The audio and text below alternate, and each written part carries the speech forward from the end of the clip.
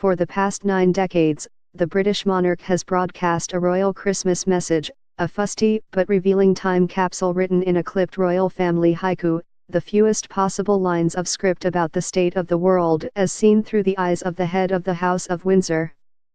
Queen Elizabeth II's Christmas broadcast on Monday continued in its earnest tradition, paying homage to the extraordinary bravery and resilience of the citizens of London and Manchester, who experienced appalling attacks with knives, vehicles, and a bomb, by mostly homegrown Islamist terrorists. The Queen also notably said she looked forward to welcoming new members to the family in 2018, and though Elizabeth did not mention Prince Harry's fiancée by name, the broadcast featured an engagement photograph of the American actress Meghan Markle, who is due to marry the Ginger Prince in May 2018. A few hours before the royal message, the British media noted that Markle was allowed to break with tradition by attending Christmas Mass with the 91-year-old Queen. Markle was photographed walking arm in arm with Harry as they made their way from Sandringham House to the church in Norfolk. This was big enough news to merit coverage on the BBC.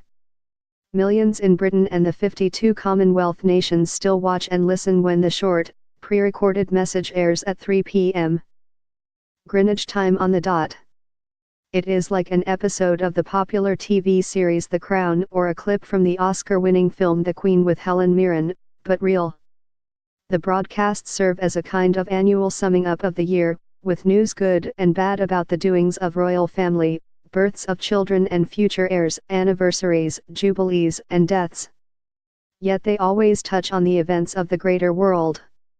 And so the broadcasts have dealt with the Great Depression, the rise of Nazism and the Second World War, the threat of nuclear annihilation in the 1950s, the space race, the role of women, the wonders and challenges of new technologies, recessions, the 9/11 attacks, Afghanistan and Iraq, and a lot of volcanoes, hurricanes, famines, and earthquakes. The first radio broadcast in 1932 by King George V was scripted by the writer Rudyard Kipling and began with the words, "I speak now from my home and from my heart to you all." They were, and still are, intended to unite Britain and Commonwealth, and to sell the brand. On Monday, the Queen sat in white dress, with a string of pearls, beside a desk and addressed her subjects. She began with a bit of British self-depreciating humor, noting that 2017 marked an anniversary of sorts.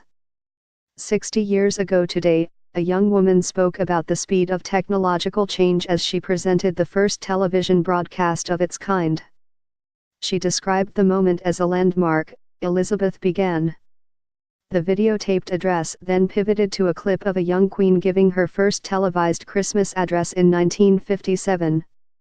6 decades on, the presenter has evolved somewhat, as has the technology she described, she said. The palace insists the Queen writes her own Christmas address, with consultation from advisors.